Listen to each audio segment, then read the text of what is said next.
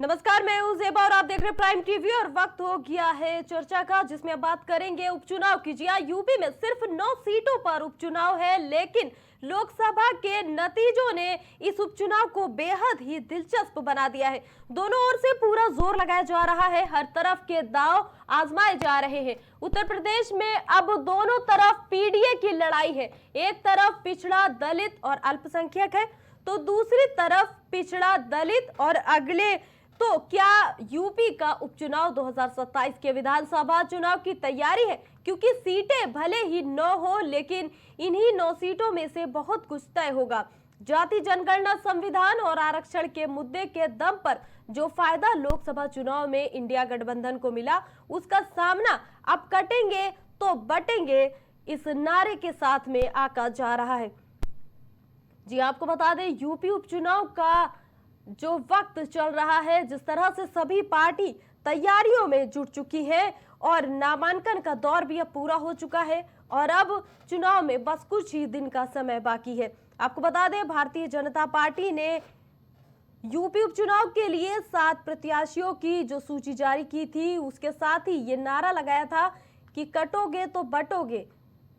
और इस नारे से ही बता दें आपको, सरगर्मी बढ़ गई थी। और दिलचस्प ये लड़ाई जब हो गई जब करहल विधानसभा सीट समाजवादी पार्टी का जो गढ़ रही है। 2022 विधानसभा चुनाव में अखिलेश यादव इस सीट से चुनाव जीते थे, लेकिन कन्नौज से सांसद बनने के बाद उन्होंने इस सीट से इस्तीफा दे दिया था, जिसके बाद करहल सीट पर उपचुनाव हो रहा है। अनुजेश यादव के आने से इस सीट पर एक तरफ अखिलेश यादव के भतीजे होंगे, तो वहीं दूसरे तरफ उनके बहनोई के बीच मुकाबला देखने को मिलेगा। अब बहुत ही असमंजस में डालने वाली स्थिति अखिलेश यादव के लिए पैदा कर दी है बीजेपी ने। जी, आपको बता दें, सपा के गढ़ करहल में बीजेपी ने यह बड़ा दांव चला है। अखिलेश यादव के बहनोई को बनाया है उम्मीदवार। आपको बता दें, भारतीय जनता पार्टी ने यूपी उपचुनाव के लिए जब से प्रत्याशियों की सूची जारी की है, हर तरफ हलचल मच गई है। क्योंकि एक अखिलेश यादव के लिए जो करहल सीट है, उसमें ऐसी बातें कही जा रही है कि किसका सपोर्ट करते आखिर अखिलेश यादव दिखेंगे, क्योंकि एक तरफ बहनोई है तो दूसरी तरफ भतीजा। जी हाँ, बता दें, सपा के गढ़ करहल में बीजेपी ने ये बड़ा दांव चला है। अखिलेश यादव के बहनोई को उम्मीदवार बीजेपी ने करहल सीट के लिए बनाया है।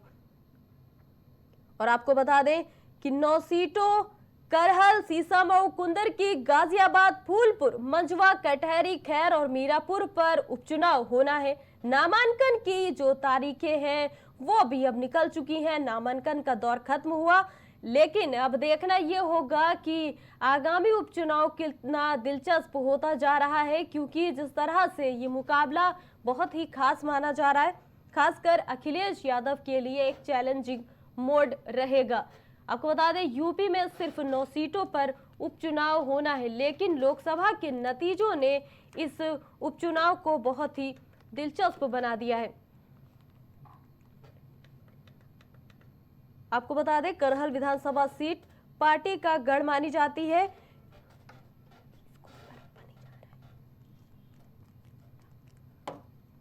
जी हाँ, बता दें, भारतीय जनता पार्टी ने यूपी उपचुनाव के लिए 7 प्रत्याशियों की सूची जारी कर दी है। और जब से ये सूची जारी की थी, तो एक नारा भी बीजेपी की ओर से आया था कि कटोगे तो बटोगे। यूपी में सिर्फ 9 सीटों पर उपचुनाव है, लेकिन लोकसभा के नतीजों ने इस उपचुनाव को बेहद ही दिलचस्प बना दिया। दोनों ओर से पूरा जोर लगाया जा रहा है, हर तरफ के दांव आजमाए जा रहे हैं। उत्तर प्रदेश में अब दोनों तरफ पीडीए की लड़ाई है। एक तरफ पिछड़ा, दलित और अल्पसंख्यक है, तो दूसरी तरफ पिछड़ा, दलित और अगड़े। तो क्या यूपी का उपचुनाव 2027 के विधानसभा चुनाव की तैयारी है?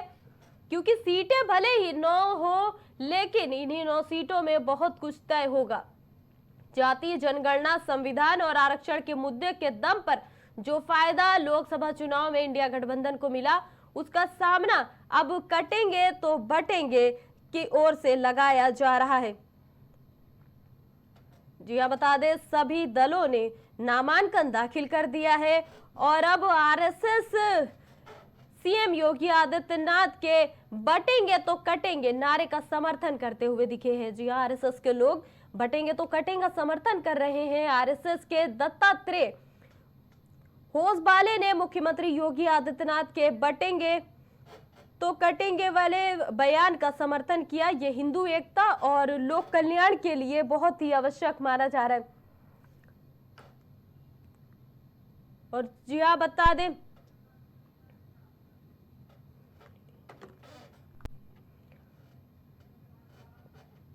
और इस खबर पर अधिक जानकारी के साथ संवाददाता अलीगढ़ से हमारे साथ नितेश जुड़ चुके हैं और मिर्जापुर से दीपक मिश्रा जुड़ेंगे हमारे साथ। देखिए नितेश और दीपक, हम आपसे जानना चाहेंगे सबसे पहले, जिस तरह से देखिए नामांकन का दौर खत्म हो चुका है उपचुनाव को लेकर के और बहुत ही कम समय बचा है अब उपचुनाव में, क्या कुछ सरगर्मी चल रही है सियासी? सबसे पहले नितेश, हम आपसे जानना चाहेंगे। देखिए, सरगर्मी की अगर बात करेंगे तो खैर विधानसभा से जिसको भी सीट दी गई है, सुरेंद्र वाल्मीकि, जो कि उनके जो पिता थे वो हाथरस के सांसद रह चुके हैं। और आपको बता दूं, जाति समीकरण की अगर बात करेंगे तो जाट बहुल्य क्षेत्र है। खैर जाटों का पश्चिम में लहराता है, अगर उसे कहेंगे तो जाट लैंड भी कह सकते हैं अपनी भाषा में।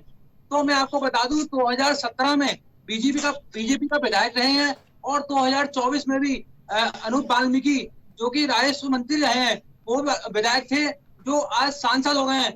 अगर बात करेंगे सुरेंद्र दिलेर की, तो वो एक सांसद के बेटे हैं, उनको बीजेपी ने मौका दिया है एक बार इलेक्शन में दोबारा। देखिए दीपक, अगला सवाल हम आपसे लेंगे कि जिस तरह से देखिए करहल सीट एक ऐसी सीट जो सपाइयों के लिए बहुत ही महत्वपूर्ण सीट मानी जाती है, क्योंकि बात हम करें मुलायम सिंह यादव के दौर की, तब से लेकर आज तक ये सीट को सपाइयों की सीट कहा जाता है, क्योंकि इससे पहले बड़ी जीत के साथ कोई भी वहां पर सामने सपा के आगे नहीं आया है। लेकिन इस बार बड़ा दांव खेला है यादव को ही खड़ा करके बीजेपी ने। क्या लगता है आपको, कितना ज्यादा मुकाबला दिलचस्प होगा? जी, आपको बता दें कि ये जो इन्होंने टिकट दिया हुआ है, तो यादव समीकरण के हिसाब से जो टिकट इन्होंने दिया है, तो कहीं न कहीं ये उनके लिए सही साबित होगा। और वहां पे सपा अच्छी लड़ाई और अच्छी फाइट में। जिस तरह से अनुजेश यादव को खड़ा किया है, क्या लगता है अखिलेश यादव के लिए कितना चैलेंजिंग है, क्योंकि दोनों ही उनके अपने हैं? कि आपको बता दें कि वहां पे मजबूत स्थिति में दोनों ही पार्टी दिखाई दे रही है। और जहां भी लड़ाई है इस समय होने वाले यूपी के उपचुनाव विधानसभा में 9 सीटों पे, तो वहां कहीं न कहीं सपा और भाजपा के बीच में ही कड़ी टक्कर देखने को दिखाई दे रही है। जी अच्छा, देखिए जिस तरह से क्या लगता है आपको, जो अभी चुनाव पास में आ रहा है उपचुनाव को लेकर के, नितेश हम आपसे जानना चाहेंगे, जो उपचुनाव पास में आ रहा है, किस तरह से कौन सी पार्टी आपको ज्यादा मजबूती से खड़ी दिख रही है, अगर आपकी राय जानना चाहें? देखिए, अगर पार्टियों की बात करेंगे तो भारतीय जनता पार्टी और सपा की टक्कर देखने को मिल रही है। लेकिन एक कहीं अगर जातीय समीकरण की बात करेंगे तो बीएसपी का भी रोल कहीं ना कहीं नजर आता है, क्योंकि हमारी जो खेड़ विधानसभा है 1957 से लेकर जाट बहुल्य क्षेत्र है। तो जाटों का जहां पर वोट पड़ जाता है वहीं पर जाट मतलब सरकार बना देते हैं, इस तरीके की बात, मतलब विधायक वहां का बन जाता है। लेकिन अगर बात करेंगे इस बार समीकरण की, तो समीकरण कहीं ना कहीं भारतीय जनता पार्टी के पक्ष में नजर आ रहा है। देखिए जिस तरह से पिछड़ा, दलित और अल्पसंख्यक दोनों ही तरफ ही अगर पीडीए की देखिए लड़ाई की ज्यादा चर्चा है कि पीडीए की लड़ाई इस बार ज्यादा देखी जा रही है, इस पर क्या कहना चाहेंगे? देखिए, मैं आपको एक और बात बता दूं कि जो लड़ाई है वो सपा और भारतीय जनता पार्टी के बीच में ही है। लेकिन अगर कहीं ना कहीं अगर बात करेंगे, अगर जनता की बात करेंगे, तो 2017 में भी बीजेपी की मतलब भारतीय जनता पार्टी के विधायक थे और 2024 में भी भारतीय जनता पार्टी के विधायक थे। तो अगर उस समीकरण से बात करेंगे तो बीजेपी को 2 लाख कुछ हजार वोट मिले थे। और अगर बात करेंगे जाति समीकरण की, तो 1,10,000 वोट जाट समुदाय का है और ब्राह्मण का 50,000 वोट है और दलित समाज का भी 40,000 वोट है। मुस्लिम समाज की अगर बात करेंगे तो 30,000 वोट उनका भी है, और अन्य अगर समीकरण की जाति की बात करेंगे तो 25,000 वोट और औरों का भी है। तो अन्य अगर सब मिला के अगर देखी जाए तो जाट का सबसे ज्यादा वोट है। अगर जाट जिधर वोट दे देती है उधर ही विधायक चुन लिया जाता है, मतलब उधर का ही पार्टी में वर्चस्व लहराता है, विधायक बन जाता है। दीपक देखिए, अब आपसे हम सवाल लेना चाहेंगे, मिर्जापुर में उपचुनाव को लेकर के इस वक्त क्या माहौल बना हुआ है? जी आपको बता दें कि मिर्जापुर में इस समय चुनाव का माहौल ही बहुत ही अच्छा दिखाई दे रहा है, और यहाँ पे सपा और भाजपा के बीच कड़ी टक्कर देखने को मिल रही है। जी देखिए, आगे हम बात करेंगे जो एक बयान बीजेपी की ओर से आया था कि बटेंगे तो कटेंगे, इसका अब समर्थन आरएसएस भी करता नजर आया है। उनका ये कहना है कहीं ना कहीं ये बयान सभी के समर्थन में है, हिंदुओं की रक्षा के लिए है। क्या लगता है आपको, किस चीज की रक्षा की यहाँ पर बात की जा रही है? ये आपको बता दें कि ये जो हिंदू लोग यहाँ के हिंदू मतदाता है वो काफी मतलब इस नारे से काफी खुश दिखाई दे रहे हैं, और कहीं ना कहीं ये फैक्टर सामने आ रहा है कि बटोगे तो कटोगे, इसका कहीं ना कहीं बेनिफिट भाजपा के प्रत्याशी को जीत के रूप में भी ले जा रहा है। देखिए, जाति जनगणना और संविधान के आरक्षण के मुद्दे के दम पर जो फायदा लोकसभा चुनाव में इंडिया गठबंधन को मिला था, उसका सामना अब कटेंगे तो बटेंगे से किया जा रहा है। ऐसा भी जो इसकी भी सरगर्मी बहुत तेजी से इस वक्त उपचुनाव के वक्त चल रही है। क्या लगता है आपको? नितेश, आप बताएं।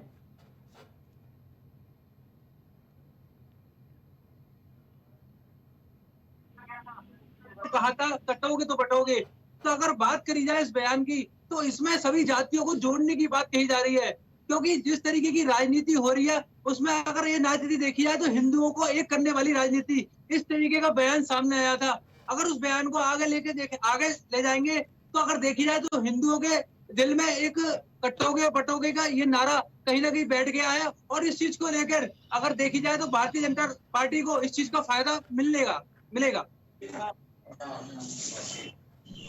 देखिए, अगर हम बात करें अखिलेश यादव की, यहाँ पर जिस तरह से उपचुनाव को लेकर के पहले ही लिस्ट उन्होंने जारी कर दी थी, बीजेपी ने बाद में की, इसको भी लेकर के बहुत सारी चर्चाएं हुई। नामांकन का दौर भी अब खत्म हो गया है।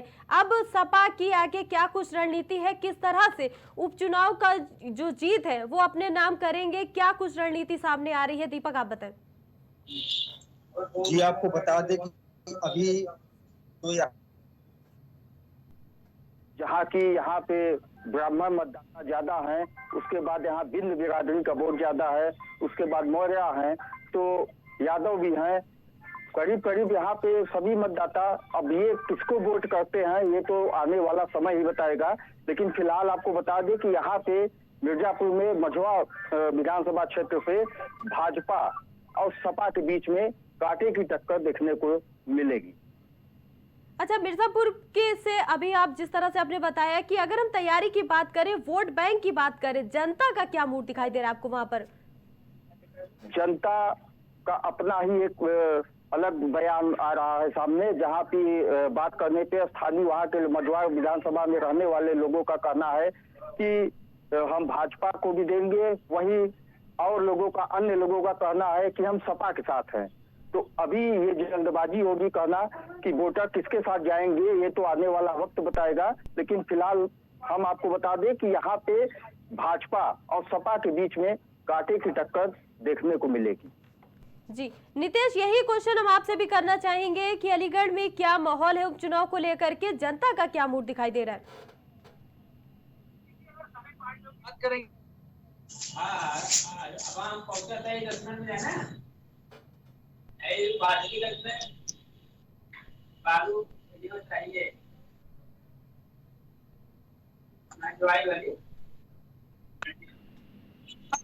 नहीं होगी, भाजपा की जमानत होगी जब। अगर वही बात करेंगे हम आजाद समाज पार्टी का, तो उनका एक बयान आया है। उनने बयान में ये कहा है कि अगर हमें किस्मत में ये सीट चाहिए, इस तरीके की बात उनके द्वारा कही गई है। तो सभी आप देख सकते हैं, सभी राजनीतिक पार्टी अपनी अपनी देखना होगा जनता तो क्या है और जनता किसको वोट करेगी, ये तो परिणाम आने के बाद पता लगेगा। जी, आप दोनों का ही इस खबर पर जुड़ने के लिए बहुत बहुत धन्यवाद। आरएसएस ने किया सीएम योगी आदित्यनाथ का समर्थन और मथुरा से ये खबर आई है सामने। आरएसएस के सरकार वाहक दत्तात्रेय होसबोले का बयान। हिंदू एकता लोक कल्याण के लिए जरूरी, हमें इसको आचरण में लाना होगा, दत्तात्रेय होसबोले का बयान सामने आया है। हिंदू को जातीय विचारधारा के नाम पर तोड़ा जाता है, हिंदू को एक होकर रहना चाहिए। दत्तात्रेय का ये बयान एक बार फिर से सरगर्मी बढ़ाता हुआ सियासी पारा बढ़ सकता है। बता दें, हिंदुओं को जोड़ने के साधन कम है। और मथुरा से ही खबर आपको बता रहे हैं, आरएसएस ने किया है सीएम योगी आदित्यनाथ का समर्थन। कटोगे तो बटोगे बयान पर समर्थन करते हुए वो बोले हैं कि आरएसएस के कार्यवाहक हिंदू एकता लोक कल्याण के लिए जरूरी है। और होसबोले का बयान सामने आया, हमें इसको आचरण में लाना चाहिए। जी हाँ, सीएम योगी आदित्यनाथ के बयान का समर्थन करते नजर आए हैं। हिंदू को जाति विचारधारा के नाम पर तोड़ा जाता है। जो भी कहें, स्पिरिट क्या है, हिंदू समाज एकता से एकात्मता से नहीं रहेगा तो इतिहास कहता है। अब हम तो कहते हैं, जब जब हिंदू भाव को भूले आए विपद महान, भाई टूटे धरती कोई, मिटे धर्म संस्थान, ये अमर गीत है। तो उसको आजकल की भाषा में ऐसे आपने जो कहा है तो हो सकता है। तो मुद्दा क्या है, स्पिरिट यही है, समाज की एकता एकात्मता। हम जाति भाषा प्रांत के अगर पिछले भेद से हम करेंगे तो हम कटेंगे। तो इसलिए एकता आवश्यक है किसी भी राष्ट्र के, राष्ट्रीय एकता। दूसरी बात यह है कि जी बता दें, आरएसएस के दत्तात्रेय होसबोले ने मुख्यमंत्री योगी आदित्यनाथ के बटेंगे तो कटेंगे वाले बयान का समर्थन करते हुए बड़ा बयान दिया है। उन्होंने कहा कि हिंदू एकता और लोक कल्याण के लिए ये बहुत ही जरूरी है। सभी बता दें, आरएसएस ने सीएम योगी आदित्यनाथ का समर्थन किया है। सभी दलों के प्रत्याशियों ने, बता दें कि, और इस खबर पर अधिक जानकारी के साथ सहयोगी शहबाज खान हमारे साथ जुड़ चुके हैं। शहबाज, देखिए, जिस तरह से आरएसएस के जो सरकार वाहक दत्तात्रेय होसबोले का बयान सामने आया है, उन्होंने कहा है कि कटोगे तो बटोगे। जो सीएम योगी आदित्यनाथ ने बयान दिया था उसका पूरा समर्थन ये करते हुए आज नजर आए हैं। क्या कहेंगे आप इस खबर पर? ज़ेबा, आपको बताना चाहूंगा कि हरियाणा चुनाव में योगी आदित्यनाथ का जो ये बयान था वो काफी सुर्खियों में रहा था और इस बयान को विपक्ष ने काफी आलोचना की थी इस बयान की। और इस बयान की काफी विपक्ष ने आलोचना करते हुए कई तरीके के सवाल उठाए थे। लेकिन वहीं अगर इसका दूसरा पक्ष देखें तो कहीं ना कहीं इससे भारतीय जनता पार्टी को बड़ा फायदा होते हुए हरियाणा के चुनावों में देखने को मिला। इसके बाद अब महाराष्ट्र के चुनाव की अगर बात की जाए तो महाराष्ट्र में भी इस तरह की होर्डिंग जो है वो लगना शुरू हो गई है कि बटोगे तो कटोगे और एकता में ही सबकी भलाई है।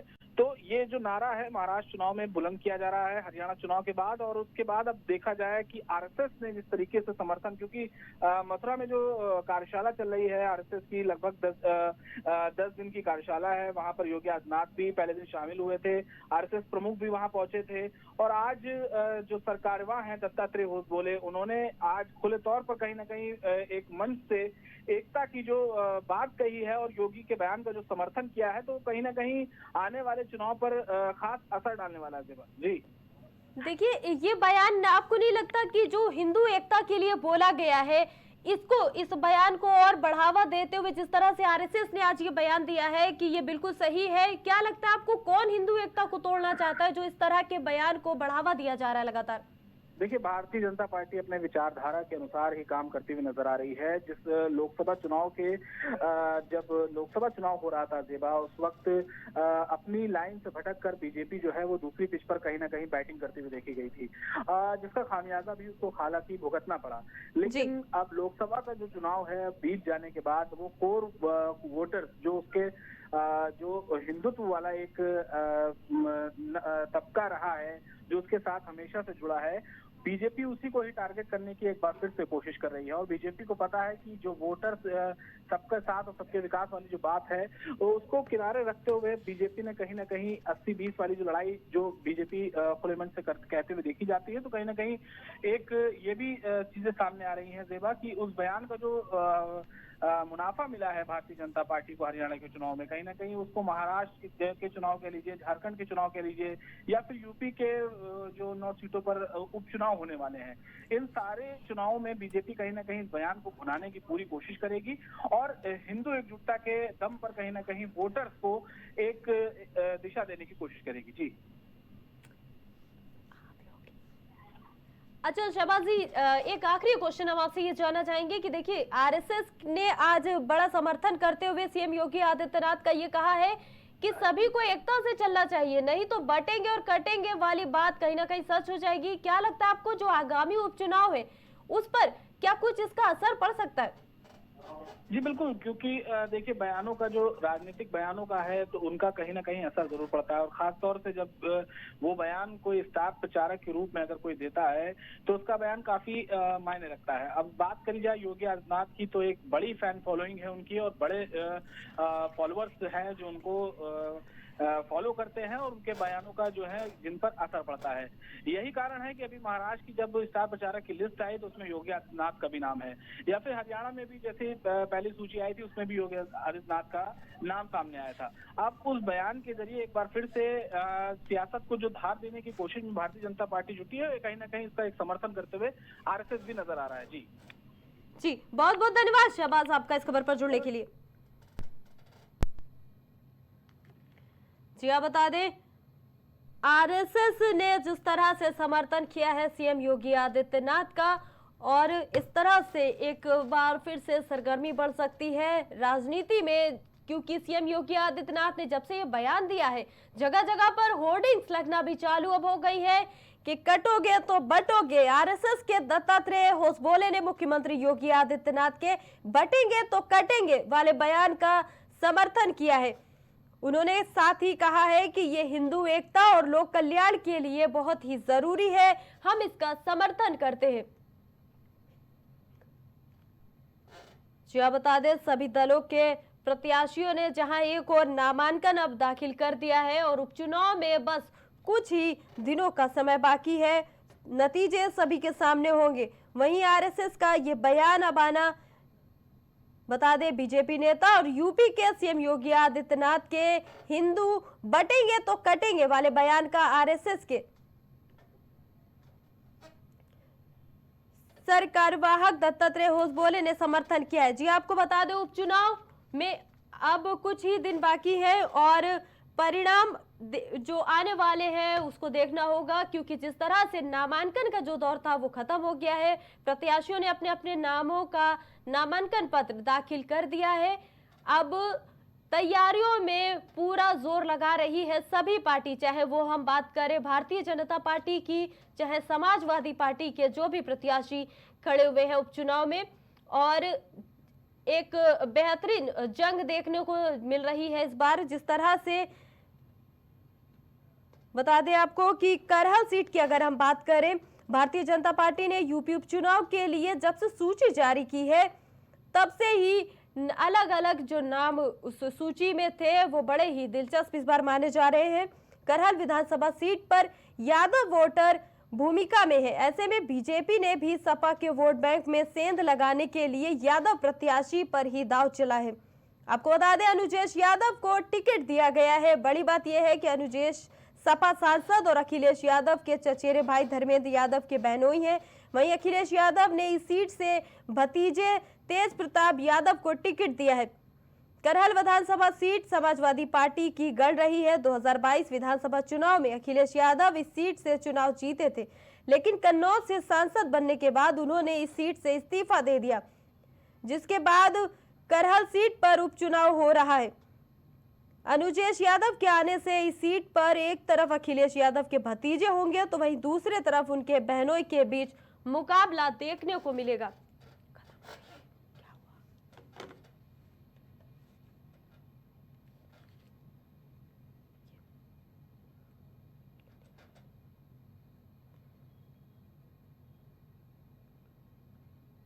जो बता दें, उपचुनाव की तैयारियां सभी पार्टी कर रही हैं और उपचुनाव होने में बस कुछ ही दिन बाकी हैं।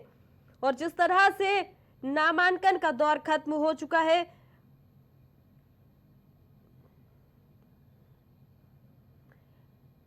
आपको बता दें जंग इस बार एक देखने को मिल रही है। जिस तरह से ये जंग दिलचस्प होती जा रही है और 9 सीटों पर जो मुकाबला है वो दिलचस्प होता नजर आएगा इस बार उपचुनाव में। बता दें, हरियाणा में जीत के बाद से ही जो बीजेपी के हौसले हैं वो काफी बुलंद इस बार नजर आ रहे हैं। प्रत्याशियों का ऐलान सभी पार्टियों ने कर दिया है।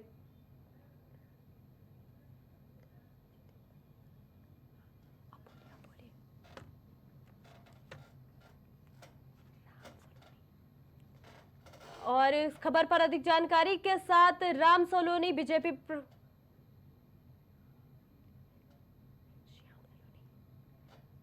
खबर पर अधिक जानकारी के साथ श्याम सोलोनी जो कि बीजेपी प्रवक्ता है हमारे साथ जुड़ चुके। श्याम, देखिए यूपी उपचुनाव में अब कुछ ही दिन बाकी हैं और इस पर क्या कुछ तैयारी आपकी ओर से चल रही है? जी, 1 मिनट नदीम भाई, ये प्राइम टीवी वाले हैं, पता नहीं क्या कहना सुनना चाह रहे हैं मीरापुर पे। भारतीय जनता पार्टी राष्ट्र हित में चुनाव कराती है, राष्ट्र हित में अपने प्रत्याशी उतारती है और देश को कैसे आगे ले जाना है, कैसे विश्व गुरु बनाना है, केवल यही उद्देश्य भारतीय जनता पार्टी का रहता है और उसी के अधीन हम लोग कार्य करते हैं। और देश की जनता, करोड़ करोड़ हिंदू आज भारतीय जनता पार्टी को अपना आदर्श मान चुके हैं। ये तो उपचुनाव है, 9 की 9 विधानसभाएं भारतीय जनता पार्टी रिकॉर्ड मतों से जीतने जा रही है, रिकॉर्ड मतों से। समाजवादी पार्टी एक ही उद्देश्य, केवल हिंदुओं को जातियों में बांटो। समाजवादी पार्टी ने पीडीए बना लिया, पी में उसने पिछड़ों को रखा। पिछड़े में कितनी जातियां हैं उनको कोई महत्व नहीं दिया, केवल यादव, यादव में भी जैफई के यादव, जैफई में भी उनके परिवार के यादव, केवल मुलायम सिंह एंड सन्स, केवल एक परिवार का, देश का, प्रदेश का हिंदू इस बात को जानता नहीं है कि ये किस परंपरा पर किस ओर जा रहे हैं। ये हिंदुओं को बांटना चाहते हैं। आज करोड़ों करोड़ हिंदू जाग चुका है, इनकी मानसिकता को पहचान चुका है। इसलिए भारतीय जनता पार्टी रिकॉर्ड मतों से जीतने की ओर जा रही है। हमें इस बात की खुशी है कि उत्तर प्रदेश को भारतीय जनता पार्टी ने एक ऐसा संत दिया है मुख्यमंत्री के रूप में, जिसने अखंड हिंदुओं को एक कर दिया। और एक उत्तर प्रदेश जिसे कभी माफिया प्रदेश के नाम से जाना जाता था, तमाम जो बड़ी बड़ी कंपनियां उत्तर प्रदेश में अपना उद्योग लगाने से घबराती थी। उत्तर प्रदेश में शाम को 7 बजे के बाद लोग घर से बाहर निकलना बड़ा अपराध समझते थे, डर लगता था, भय का माहौल रहता था जी। बहन बेटियां स्कूल नहीं जा पाती थी। आज उस उत्तर प्रदेश में हमारे परम आदरणीय पूजनीय श्री योगी आदित्यनाथ जी के नेतृत्व में आज रात के 12 बजे 2 बजे भी अगर कोई बहन बेटी निकल जाती है तो केवल मानसिक समाजवादी मानसिकता की विचारधारा का व्यक्ति ही कोई छेड़खानी या कोई अभद्रता कर सकता है। बाकी आम जनता अब उसके बेखौफ होकर के निकलने में कोई डर नहीं लगता है। देखिए श्याम जी, आपसे एक क्वेश्चन जानना चाहेंगे। देखिए, वैसे तो हर सीट पर चुनाव बहुत ही दिलचस्प होता दिख रहा है, उपचुनाव की तैयारियां बहुत ही जोरों से हो रही है। लेकिन अगर हम बात करें, देखिए करहल सीट की, करहल सीट से आखिर बीजेपी ने एक यादव को ही उम्मीदवार क्यों बनाया, और बनाया तो अखिलेश यादव के इतने करीबी को ही आखिर क्यों? क्या कोई खास वजह? ऐसा लगता था आप लोगों की पार्टी में, ऐसे बातें निकलकर सामने आ रही है कि ये कुछ पहले से डिसाइडेड नहीं था। लेकिन अगर हम बात करें विपक्ष की, तो उनका ये कहना है कि इनको डर था कि बीजेपी वाले किसी और को खड़ा करेंगे तो हार जाएंगे। ये तो समाजवादी पार्टी के लोग अपने गरेबान में झांके हैं। सभी परिवार अपने गरेबान में झांके कि अपनी बहन बेटियों के साथ कैसे व्यवहार करते हैं जी। आखिर ऐसे क्या कारण हुए, ऐसा क्या वजह हुई कि उनके सगे बहनों ही आज उनसे इतनी दूरी बनाए हुए हैं। देश की जनता, प्रदेश की जनता इस बात को बड़ी गंभीरता से समझ ले कि सगे बहनों ही अगर आपसे दूरी बना रहे हैं, बहन जो अपने भाई के अपने जान कुर्बान कर देती है, हमारे यहाँ बहनें बलिदान दे देती हैं, वो बहन अगर दूरी बना रही है तो समझ लीजिए कि आम जनता के साथ इनका व्यवहार कैसा होता होगा। इसलिए जब उन्होंने दुखी होकर के, इनके व्यवहार से दुखी होकर के अनिल यादव जी ने, हमारी बहन संध्या जी ने जब इनसे दूरी बनाई और एक अखंड हिंदुत्व की उन्होंने बात रखी, उन्होंने कहा कि हमें जाति में नहीं बंटना है, हम कृष्ण के वंशज हैं, हमको कृष्ण के वंशज के रूप में काम करना है और अखंड हिंदुत्व पे एक करना है जी। तब उन्होंने हिंदुत्व की अवधारणा को आगे बढ़ाते हुए आज भारतीय जनता पार्टी से चुनाव लड़ने का ऐलान किया है। और भारतीय जनता पार्टी ने यादव को नहीं, हिंदू अनिलेश यादव को करहल से चुनाव में उतारा है और इसीलिए आज समाजवादी पार्टी बौखला रही है। देखिए, इसी के साथ ही परवेज त्यागी जो कि एक वरिष्ठ पत्रकार है, वो भी इस वार्ता में जुड़ चुके हैं हमारे साथ। परवेज जी, अब आपसे एक क्वेश्चन ये जानना चाहेंगे हम। देखिए, उपचुनाव की तैयारी जोरों से है, नामांकन का जो वक्त था, जो दौर है, वो खत्म हो चुका है और अब जुट चुकी है पूरी तरीके से तैयारियों में। क्या लगता है आपको, कौन सी पार्टी का जो हलचल है वो ज्यादा चल रही है इस वक्त? देखिए, दरअसल क्या है कि उत्तर प्रदेश में उपचुनाव की सरगर्मियां बहुत तेज हो गई है, इसमें कोई दो राय नहीं है। कल नामांकन प्रक्रिया पूर्ण हो गई उत्तर प्रदेश में, तो सभी दलों के जो रणबांकुरे हैं वो रण में आ गए हैं। पता चल गया है कि किस पार्टी का कौन प्रत्याशी मैदान में। तो ऐसे में लाजमी है कि जो सरगर्मियां हैं चुनावी वो तेज होना तय है। लेकिन जिस तरीके से इस समय उत्तर प्रदेश में राजनीतिक का जो माहौल दिखाई पड़ता है, वो राजनीति का माहौल सीधा सीधा मुकाबला भारतीय जनता पार्टी और समाजवादी पार्टी, या इंडिया गठबंधन कहें या एनडीए, दोनों ही गठबंधन में आमने सामने की फाइट उत्तर प्रदेश में दिखाई पड़ रही है सीधे तौर से। जिस तरीके से उम्मीदवार सामने आए, उम्मीदवारों के नाम सामने आए हैं, तो उनसे यही फिलहाल का जो माहौल दिखाई पड़ रहा है कि आमने सामने का सीधा चुनाव उत्तर प्रदेश में जो है होने जा रहा है, वो भारतीय जनता पार्टी और समाजवादी पार्टी के बीच। अब कौन किस पर कितना भारी पड़ेगा ये तो आने वाला समय बताएगा, लेकिन कहीं ना कहीं जिस तरीके से आपने जो साथी अभी बोल रहे थे वो भारतीय जनता पार्टी के प्रवक्ता हैं या जो भी हैं, इससे आपको अंदाजा हो ही गया होगा कि उत्तर प्रदेश में भारतीय जनता पार्टी का जो चुनाव किस तरफ भारतीय जनता पार्टी चुनाव को ले जाना चाहती है, उनका मूड क्या है इस बार उत्तर प्रदेश में चुनाव को किस तरफ ले जाने का है। क्योंकि कहीं ना कहीं अभी 6 महीने पहले जो लोकसभा का चुनाव हुआ है, उस लोकसभा के चुनाव में भारतीय जनता पार्टी को उत्तर प्रदेश में एक बड़ी हार का सामना करना पड़ा है। और उस बड़ी हार का नतीजा ये रहा है कि भारत की सरकार बनी है, तीसरी बार भारत में नरेंद्र मोदी देश के प्रधानमंत्री बने हैं, वो पूर्ण बहुमत की सरकार बनाने में नाकाम रहे हैं केवल उत्तर प्रदेश की बदौलत। तो उत्तर प्रदेश कितना महत्वपूर्ण राज्य है और उत्तर प्रदेश में भारतीय जनता पार्टी को जो डेंट लगा है लोकसभा चुनाव में, उससे पार पाने के लिए भारतीय जनता पार्टी ने जो फिर से जो प्रयास हो रहा है और जो जिस पर उनको सफलता मिलती रही है उत्तर प्रदेश में और दूसरे राज्यों में भी, उसी प्रयास को पुनः शुरू कर दिया है। और जिस तरीके की वाणी है, चाहे मुख्यमंत्री की हो या फिर प्रधानमंत्री उस पर ही बोले हो, चाहे फिर संघ प्रमुख उस पर बोले हो, तो वो वाणी बताती है कि किस तरह भारतीय जनता पार्टी चुनाव को ले जाना चाहती है और इस चुनाव को जीतना भारतीय जनता पार्टी और उत्तर प्रदेश के मुख्यमंत्री योगी आदित्यनाथ के लिए कितना अहम है। तो यही सारी चीजें हैं, लेकिन कहीं ना कहीं चुनाव जो है, जो फिलहाल जो चुनाव का जो माहौल है, वो सीधा सीधा भारतीय जनता पार्टी और समाजवादी पार्टी के बीच सिमटता हुआ दिखाई पड़ रहा है। और पूरा का पूरा जो चुनाव होगा वो इन दोनों ही खेमों के, इन दोनों ही धड़ों के बीच उत्तर प्रदेश का उपचुनाव रहेगा। जी, श्याम सलोच जी, आपसे एक क्वेश्चन हम ये करना चाहेंगे कि जिस तरह से, देखिए, आप कैसे देखते हैं इस खबर को कि कांग्रेस ने पूरा समर्थन करने का फैसला कर लिया है और सपा पूरी 9 सीटों पर साइकिल के सिंबल के साथ ही चुनाव लड़ेगी और कांग्रेस भी इसमें समर्थन करेगी, इस फैसले को आप कैसे देखते हैं? देखिए, कांग्रेस की तो मजबूरियां हैं। जिस तरह से कांग्रेस पार्टी ने मध्य प्रदेश और हरियाणा में गठबंधन धर्म को निभाया नहीं। ये कहते हैं कि हमारा एक इंडी गठबंधन है, इन्होंने पूरे तरीके से गठबंधन को किसी ने निभाया नहीं, क्योंकि इनको कोई भी धर्म निभाना आता ही नहीं। ये लोग एक कहावत है ना, चोर चोर मौसेरे भाई, ये सिर्फ अपना स्वार्थ देखने के लिए एक दूसरे का साथ चाहते हैं, लेकिन जहां इनको लगता है कि हम यहाँ मजबूत हो सकते हैं, वही अपने साथी की धक्का मार देते हैं। यही हाल महाराष्ट्र के चुनाव में अखिलेश यादव जी ने कर दिया। उनके नेता वहां अबू आजी साहब ने 5 सीटें डिक्लेयर कर दी। क्यों कर दी? जब आपका गठबंधन है फिर आप क्यों आगे जा रहे हैं?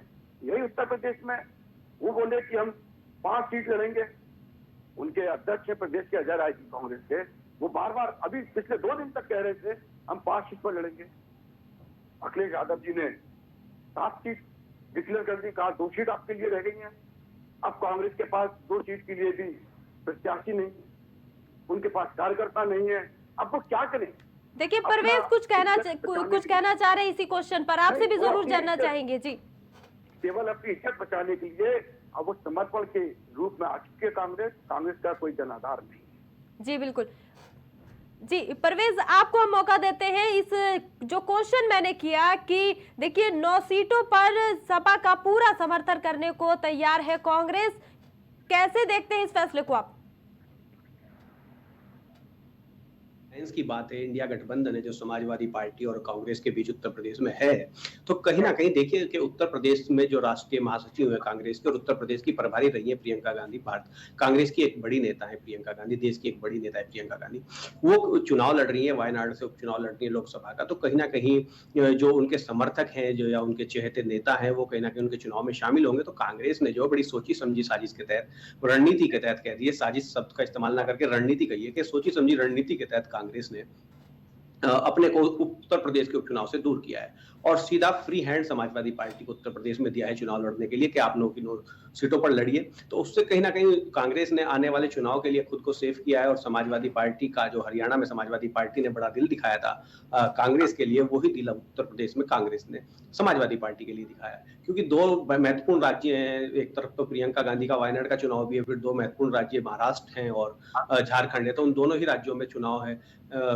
तो ऐसे में कांग्रेस का जो पूरा का पूरा फोकस इन 2 राज्यों पर है, उन 2 राज्यों में जीत पर है, तो उसको लेकर भी कहीं ना कहीं जो कांग्रेस है वो अपनी रणनीति बनाने में जुटी। तो ऐसे में उत्तर प्रदेश में जो सीटें उनको मिल रही थी वो सीटें भी बड़ी टफ सीटें थी और उन सीटों पर कहीं ना कहीं कांग्रेस को बड़ा मजबूती से चुनाव लड़ना था, बड़ी फाइट करनी थी। तो ऐसे में कांग्रेस ने खुद को भविष्य के लिए सेव करते हुए कहीं ना कहीं फ्री हैंड देने की कोशिश की समाजवादी पार्टी को इस उपचुनाव में, और इसलिए 9 की 9 सीटों पर जो समाजवादी पार्टी का सिंबल है, समाजवादी पार्टी के प्रत्याशी हैं। लेकिन जिस तरीके से खैर में चारुकेन को टिकट दिया गया है, चारुकेन कांग्रेस की ही नेता है, कांग्रेस से ही आती है वो, और एक तरीके से सिंबल समाजवादी पार्टी का है, लेकिन वो नेता जो है वो कांग्रेस की ही है।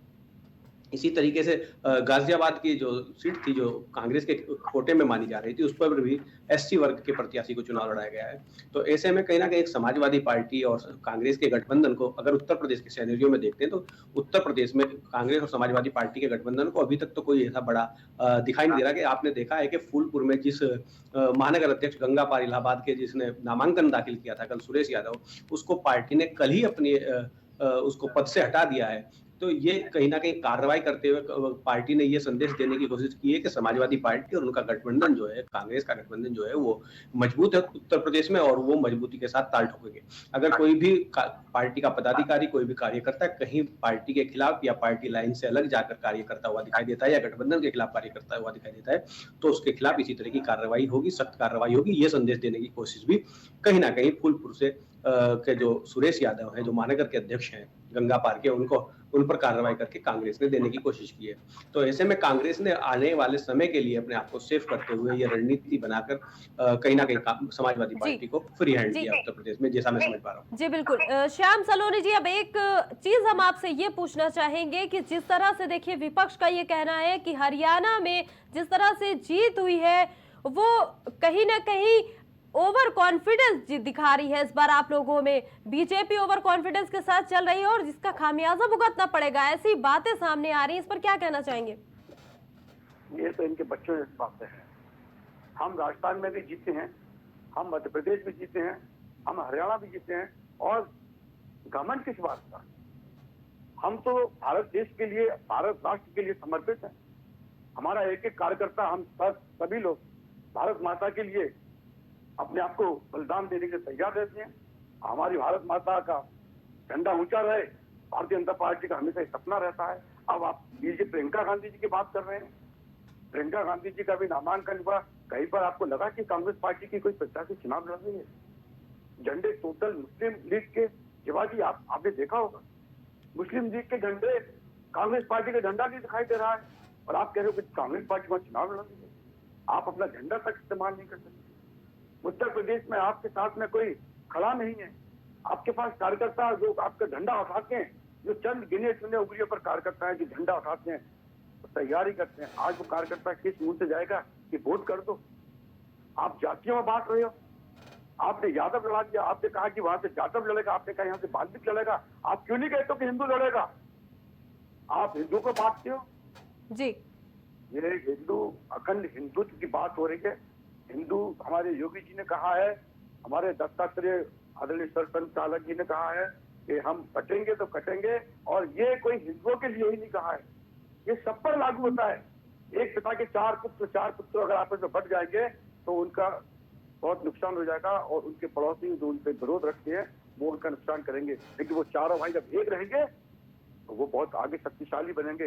ऐसे ही हमको भारत राष्ट्र के जितने भी हमारे राष्ट्रवादी हैं, या हिंदू है या मुसलमान है, सिख है या ईसाई है, जो भारत माता से प्यार करते हैं, उनको एक होकर रहना होगा, एक होकर रहना होगा। तब जाकर के हम अखंड भारत और विश्व गुरु भारत बनाएंगे। जी बिल्कुल, आप दोनों का ही मैं अभी देखिए धन्यवाद करना चाहूंगी। बहुत बहुत धन्यवाद आपका इस खबर पर अपनी राय देने के लिए।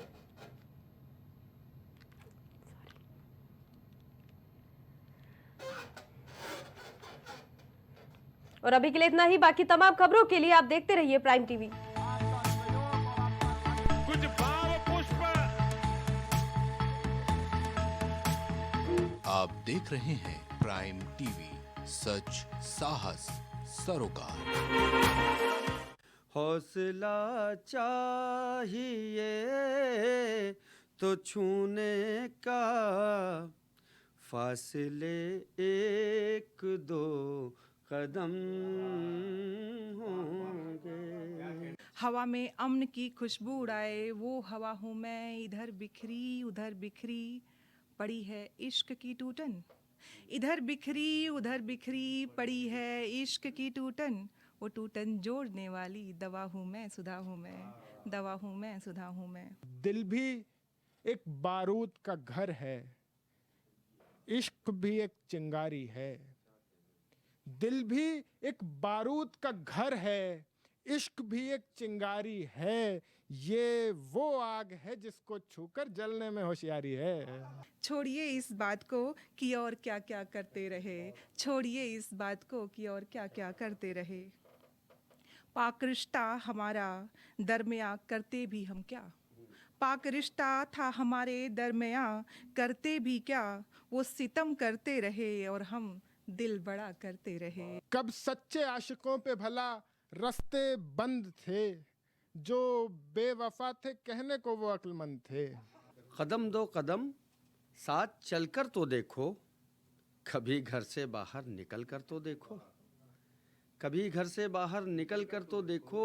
और ये क्या सिर्फ फानूस में जल रहे हो, चिरागों हवाओं में जलकर तो देखो।